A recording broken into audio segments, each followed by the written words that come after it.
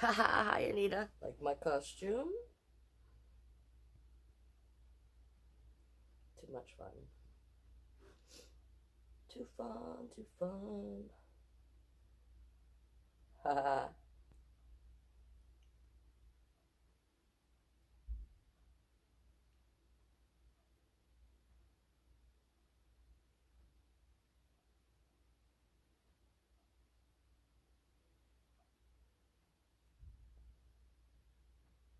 How's everybody doing? Just waiting for more people to join before we start story time. That's squid. It's my squid costume. I told you I have lots of costumes. Better check out the squid costume. Mm-hmm.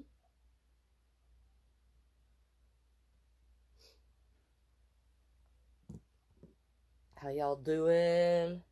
Got the squid head on. Got the squid costume. It's the costume of the day. You like that, Damien?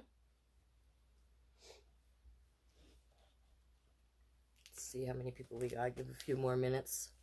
But I like the squid costume.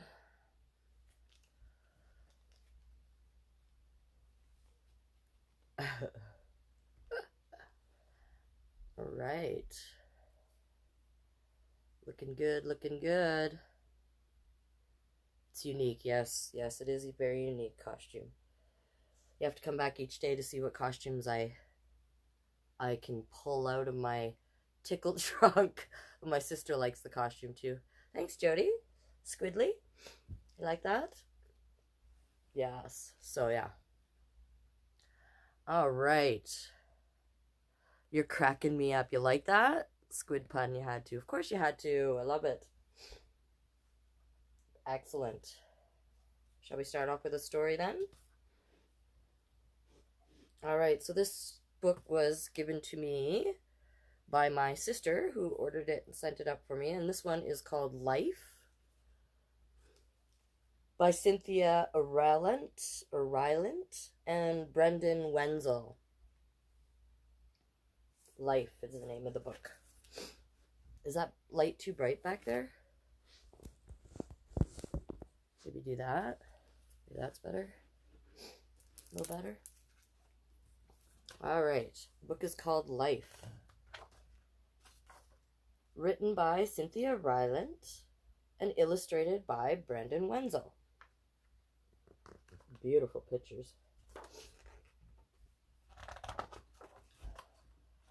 Life begins small.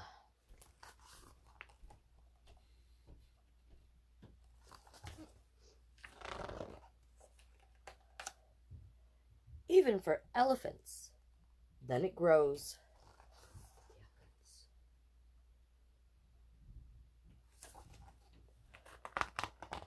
Hi, Scarlett. I'm waving back at you.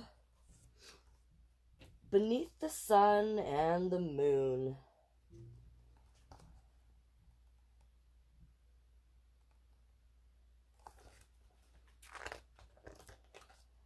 Life grows.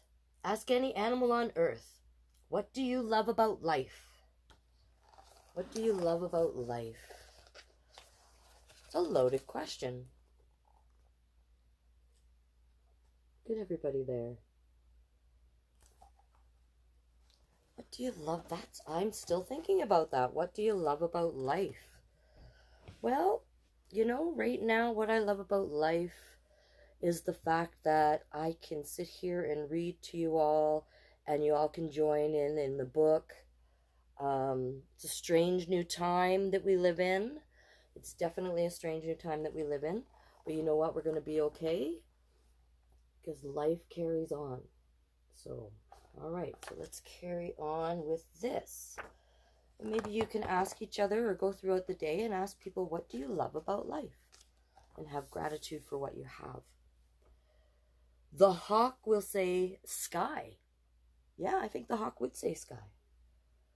The camel will say sand. See the sky up there with the hawk, then the camel in the sand.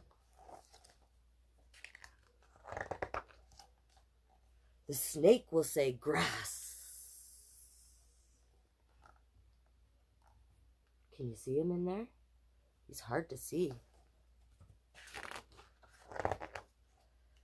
The turtle may remain quiet. It has seen much in its 100 years. But the turtle loves life. How could it not, with so much rain on its back? Turtles do live to be old, don't they? Life is not always easy. Storms come. Storms go. Life isn't always easy. There will probably be a stretch of wilderness now and then. We all have wilderness in our life. There we go. But wilderness eventually ends.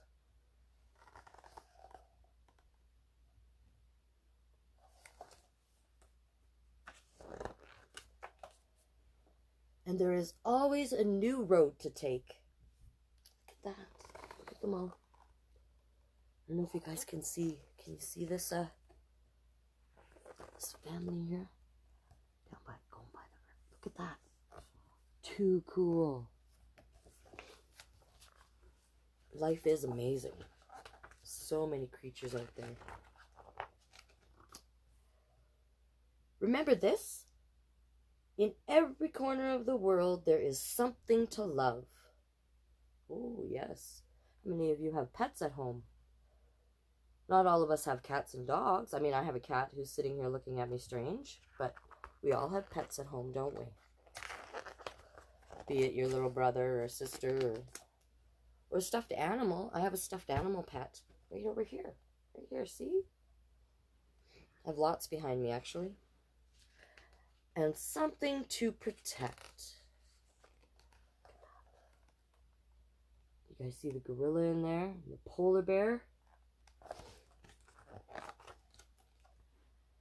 And if one day it seems nothing beautiful will ever come your way again, when you have those dark days, we all have them. They happen. Trust the rabbit in the field and the deer who crosses your path. Trust the wolf and the wild geese who find their way back home.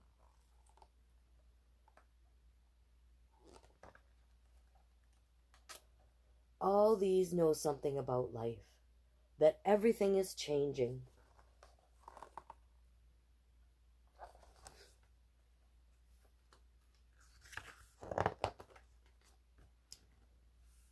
And it is worth waking up in the morning to see what might happen. Yeah, it's good to embrace change. As scary as change can be, always something good on the other side of change. Because life begins small.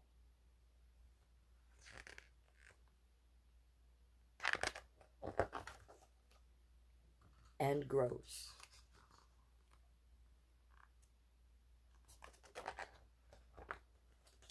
There you go. The end. Again, that book was called Life by Cynthia Rylant and Wenzel.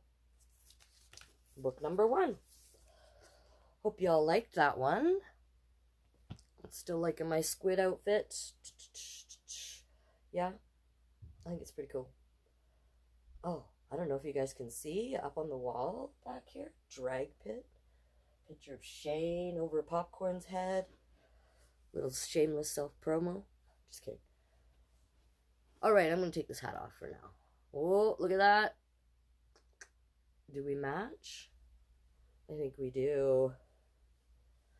For now, I will put my head right there. I will put it back on later. And we are going to go into our next book, which is a great book. One of my favorite books. I love it when I get to hear some of the queens read this book, like Felicia Bonet and Angelina Starchild and Slam the Back Door. Oh, when they read this book. So the book I'm going to read to you now was provided to me by the Okotoks Library out here. I have a friend in the library, and yeah, the library is closed, but it's good to know people. So the librarian provided me with this book, and it's one of my favorites. It's called Sparkle Boy. Sparkle Boy by Leslie Newman, and illustrations by Maria Mola. All right, let's do it. Let's dive right in. This is a good book. Sparkle Boy. For sparkle boys everywhere, you make the world bright. For every little bright boy. That's very nice. Jessie adored things shimmery, glittery, and sparkly. Look at my shiny skirt, Jessie said to her little brother, Casey, as she twirled into the living room and her skirt twirled all around her. Casey looked up from his alphabet blocks. Ooh, shimmery, shimmery, he said, reaching out with his hand. I want shimmery. Look at that. The pretty dress.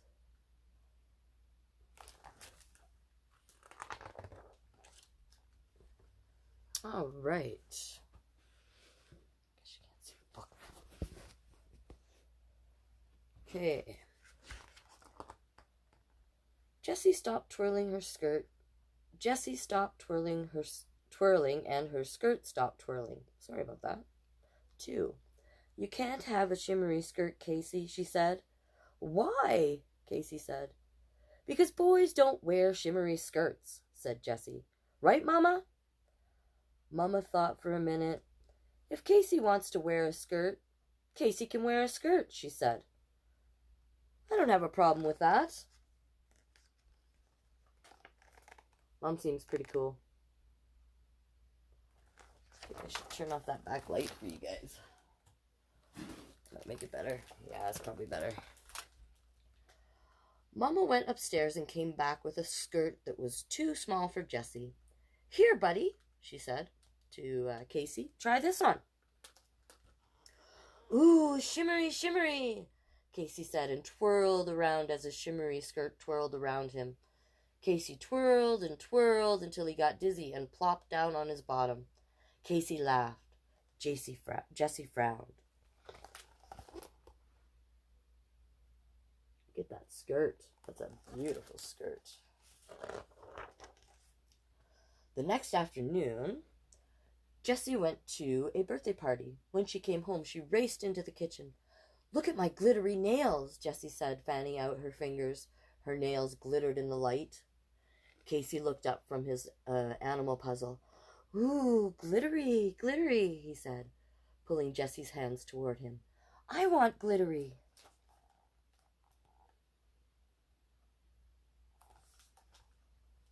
And you guys see the nails? They are just sparkling. I don't know if you can tell.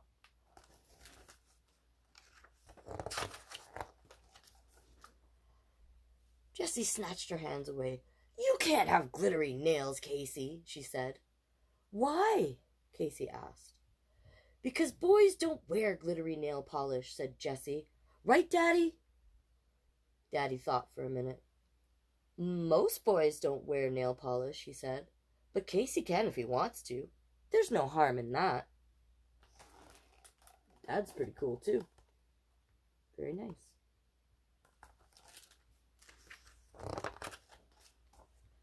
Daddy went upstairs and came back with a bottle of glittery polish. Can't you just paint your toenails, Jessie asked, and make him put on his socks? That's not a bad idea, Daddy said to Casey. What do you say, pal? No, Casey shouted. He held out his hands and kept them perfectly still while Daddy painted his fingernails. Oh, glittery, glittery, Casey said as he spread his fingers wide and his nails glittered in the light. Jessie shook her head.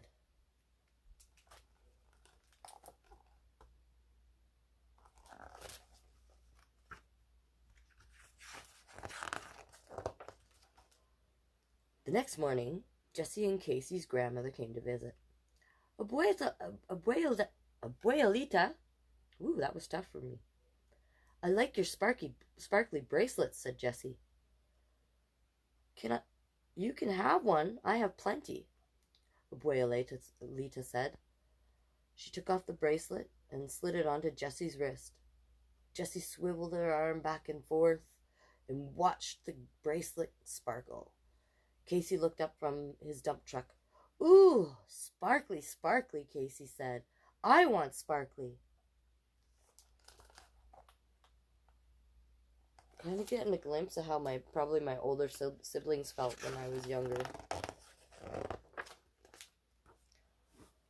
Jessie hid her arm behind her back. You can't have a sparkly bracelet, Casey, she said. Why? Casey asked. Because boys don't wear sparkly bracelets, said Jessie. Right, Abuelita? Abuelita thought for a minute. I've never seen a boy wear a sparkly bracelet, she said.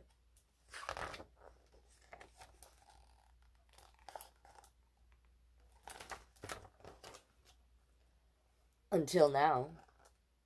Abuelita turned to Casey. Here, Sparkle Boy, she said. She took another bracelet and slid it onto Casey's arm. There's no reason Casey can't wear a bracelet, Jessie. He isn't hurting anyone. Ooh, sparkly, sparkly, Casey said, as he swiveled his arm back and forth and watched the bracelet sparkle. Jessie stomped her foot and ran inside. Uh-oh, Jessie's a little upset. That's okay. We'll figure that out. On Saturday, Daddy went grocery shopping, and Mama took Jessie and Casey to the library. Casey came downstairs wearing her shimmery skirt and sparkly bracelet. Her nails glittered in the light. Soon Mama came downstairs with Casey. He wore his shimmery skirt, his sparkly bracelet. His nails glittered in the light, too. Mama said, Jessie. Mama, Jessie cried, as she thrust her fists onto her hips. Why is Casey dressed like that? Because that's how Casey wants to dress, Mama said. But that's not how boys are supposed to dress, said Jessie. Casey looks silly. I don't think Casey looks silly, Mama said, smiling at him. I think Casey looks like Casey.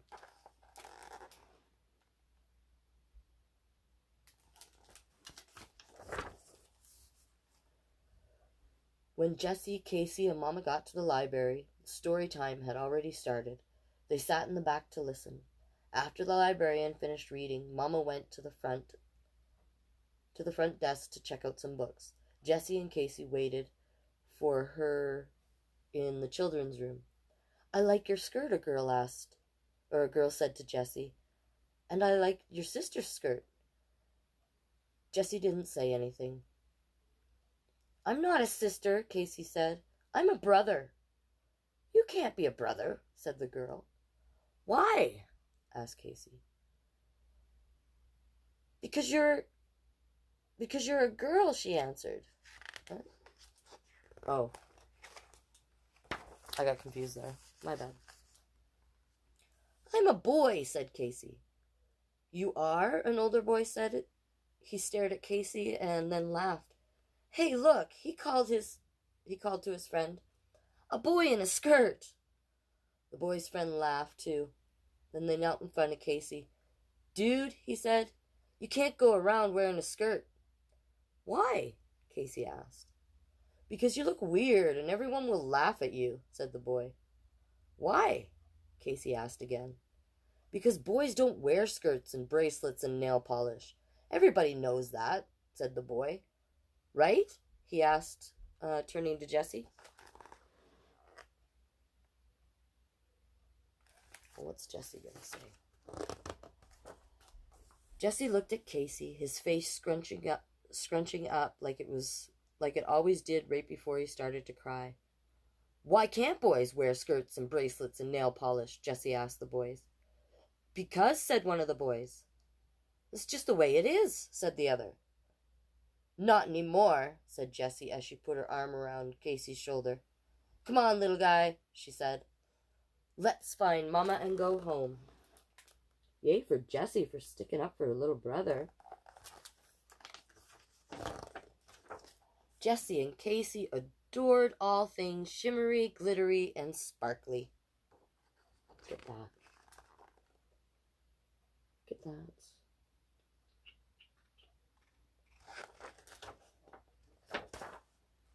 Especially each other. Look, yay! Ooh, beautiful crown. Makes me want to put my crown on. Great book. So that was Sparkle Boy. Another great book by Leslie Newman and illustrations by Maria Mola. All right.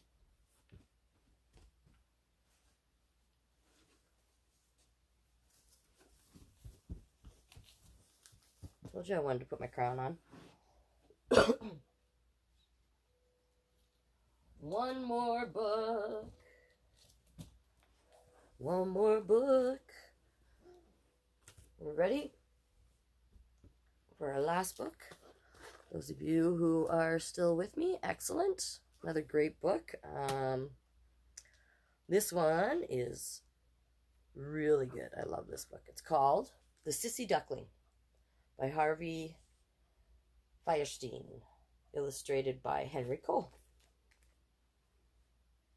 The Sissy Duckling. Okay, here we go. Ooh. Anybody know what that is?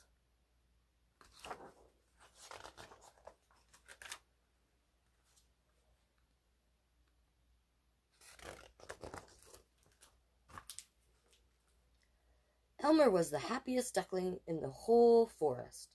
He loved to build things and paint pictures and play make-believe. He also enjoyed helping around the house, and he was especially fond of decorating cookies. Yes, Elmer was one happy duckling, doing all the things he loved to do.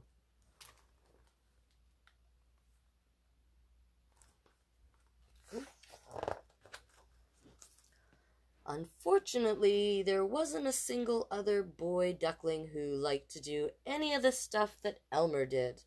Not one. They boxed while Elmer baked, and when they built forts, Elmer made sand castles. They had a football game, and Elmer put on a puppet show. Sometimes Elmer played with the girls, but most of the time he played alone.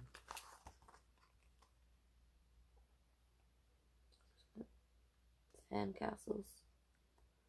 Perfect. You'll never get along in the world if you don't learn to play with others, Papa Duck told his son. It's time you learned baseball. How about I put on a halftime show instead? Offered Elmer. Papa Duck just shook his head. What's the point? Elmer asked. I can't catch. I can't throw. Look at Dad.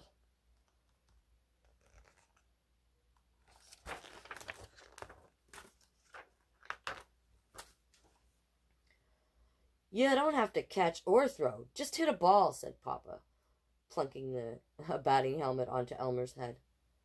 This is going to be a disaster, thought Elmer, as the first pitch streaked past his beak. Batter can't hit, chanted the catcher. Elmer snapped back. Do I point out your shortcomings? As his second pitch whizzed past his bat, the umpire called, Strike two! Swing! Hollered Papa. Swing! And another pitch flew right into the catcher's glove. Strike three! Cried the umpire. You're out! Really? I'm done? Elmer asked, tossing aside the helmet and the bat. Thanks for a swell time, fellas, he announced. See you in the postseason. And then, to the amazement of all, he skipped merrily away. I don't think Elmer wants to be a baseball player, which is fair. All right. Elmer was getting ready for bed when he heard Papa shouting in the living room. Sissy! They call them a sissy! Now I'm the laughingstock of the whole flock. When Mama came in to tuck Elmer into bed, it took all of his courage to ask her, What's a sissy? Mama sat down next to him and explained. Sissy is a cruel way of saying that you don't do things the way others think you should. How do they want me to do things? Just like they do, Mama said with a smile. You're special, Elmer, and being special sometimes scares those who are not. I don't want to be special, Elmer quietly confessed. But you are, Mama said, holding Elmer close. And one day you will amaze us all. That's a smart mama. All mamas are smart, aren't they? Elmer arrived at school the next morning to find bully Drake Duckling blocking the path. No sissies allowed in my school, Drake squawked. Elmer faced him down, bill to bill. You are just angry because I can do things differently, but one day I will amaze you all. Who fed you that line? Drake chuckled. Elmer bellowed back. My mama! What a sissy, Drake howled, and then the other ducklings joined in teasing Elmer until Miss Hennypecker appeared in the door. I heard that, announced their teacher. And you'll all stay after class until you learn to get along.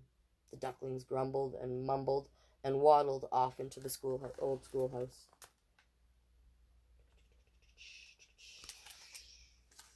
This is good. It's an intense book. I can honestly say I haven't read this one before.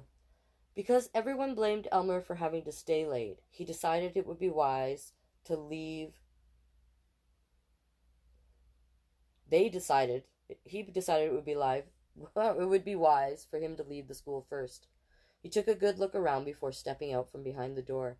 Alone at last, he said to himself, and started down the path. See, there's nothing to worry about.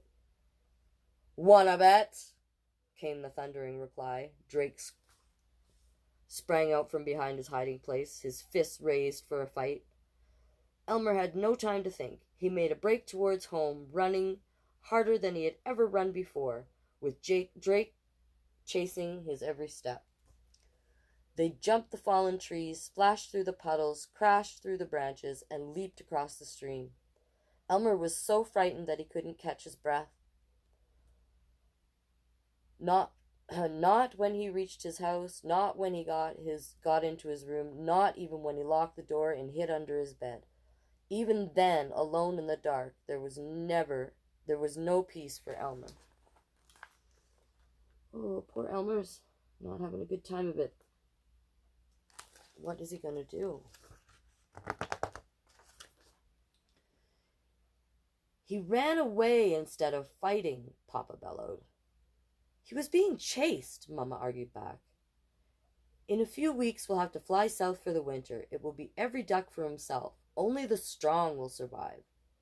If you'd stop thinking like a sneaker commercial, you'd see that Elmer is just as strong as any other duckling. Elmer is a sissy. Elmer is your son, Mama pleaded. He's no son of mine, declared Papa. Poor Elmer heard his father's words, and his heart crumbled to pieces. What do you do when your own Papa calls you names?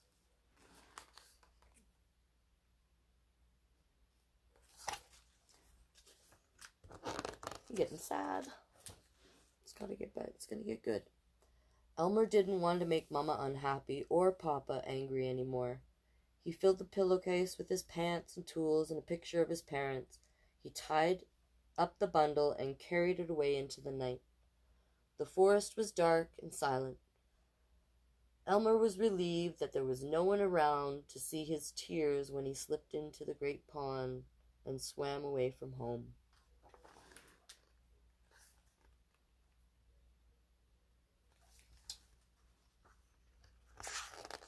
Sad.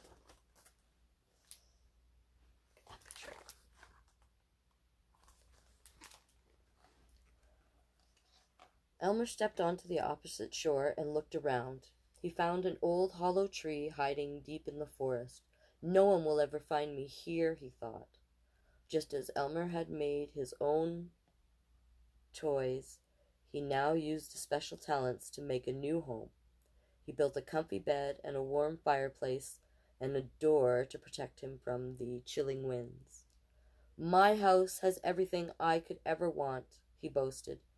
"Everything except my mama and papa."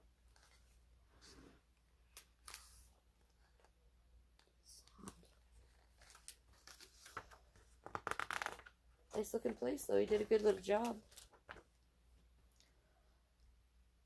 The grass turned white with the first frost of winter. Elmer knew he would soon be the only duck left in the forest. His heart ached to see his parents once more before they flew south. As quietly as he could, he paddled back across the great pond and arrived just in time to see his flock readying for their journey. "We can't go without Elmer," he heard his mama cry. "We can't stay here," Papa replied. "If only I knew he was all right," Elmer whispered to himself from his hiding place. "I'm all right, Mama." The flock took to the sky, and Elmer waved goodbye.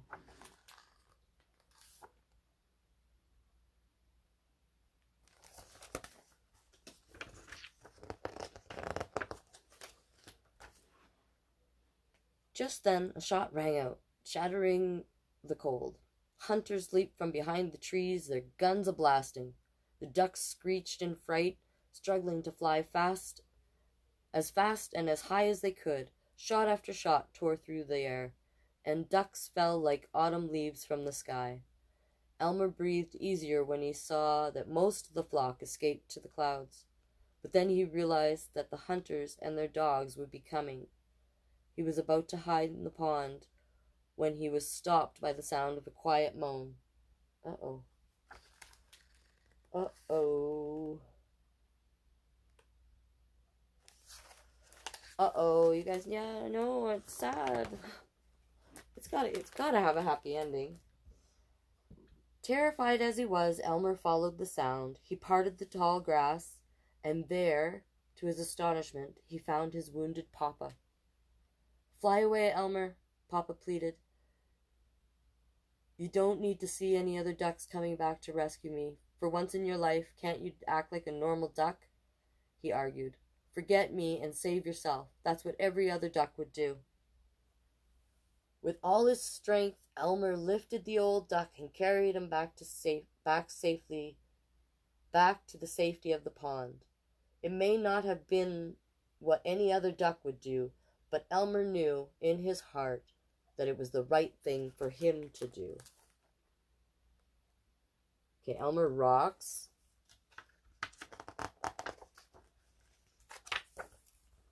Papa completely confused when he woke up. "Where am I?" he quacked. "Don't worry, you're with me," Elmer answered, bringing a bowl of hot mushroom soup for his papa to eat. The old duck looked around the wonderful home. "You did all of this by yourself?" But then he remembered what had happened. "You must leave me here and fly south. No duck has ever survived the winter in the forest. Save yourself, son, please." Elmer answered calmly, "You've been sleeping for a long time, Papa. It's too late to leave." He opened the door so that Papa Duck could see the deep snow that covered the forest.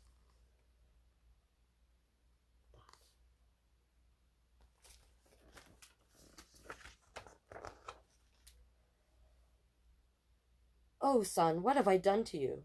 "Don't worry, Papa," Elmer chided. "We're gonna have fun." And he was right. All winter long they played games, told jokes, and made things, and laughed, and talked, and got to know each other. Nice. Nice. Who says you can't teach your parents things, right? It was on a warm, cloudless morning that the sky exploded with the sounds of honking and flapping. Spring had come, and the ducks were returning home. They gathered in the large field to give thanks for the safe journey. As newly elected leader of the flock, Drake Duckling asked for a moment of silence to remember all the fellow ducks who had not made it through the winter. And let's not forget the ones shot by the hunters last fall. And Elmer, Mama called out. Don't forget, we lost my Elmer, too. Now, who could forget Elmer? Drake chuckled. That little sissy. The other ducks joined in the laughter until a voice boomed forth. If Elmer is a sissy, then I wish I were a sissy, too, Drake angrily demanded. Who said that? To everyone's shock, Papa stepped forward. Papa? It was possible. It was impossible. No duck had ever survived the winter in the forest. No one, not ever, never. Mama ran to embrace Papa as the other ducks wondered how. Look at their faces. Haha. It's a duck miracle. Elmer was so engrossed in cooking a pot of dandelion stew that he never even knew his mama was there until she said, Are you two grown up to give me a kiss? Elmer cried with joy and hugged her. I always knew you were special, she whispered to him. And now everyone knows it too. I'm so proud of you. The entire flock cheered when Elmer stepped from his home. One by one, each duck congratulated him for his bravery and loyalty and ingenuity. Drake Duckling sheepishly kicked the dirt from his webbed feet. He didn't know what to say except, Way to go, Elmer. And he offered his wing for a high five. Yay!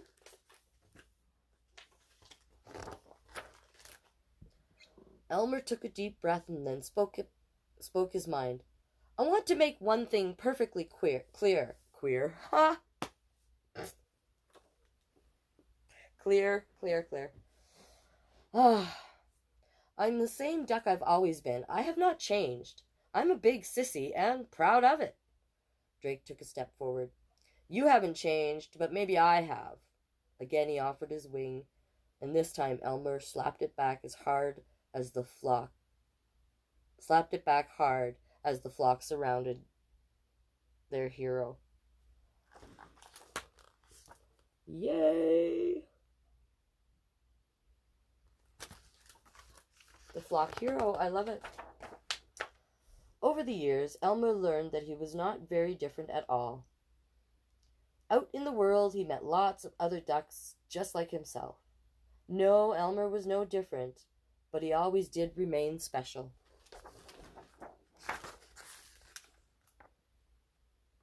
Yay! That was great.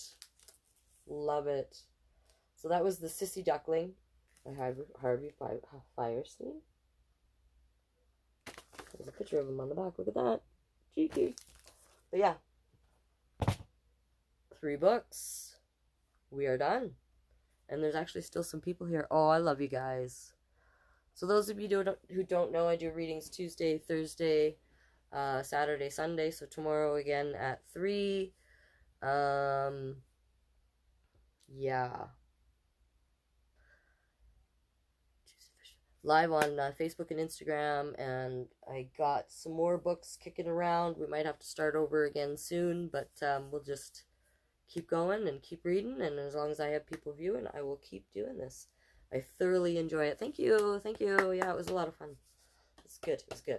So yeah, so we'll see you tomorrow at 3 p.m. Same time, same place.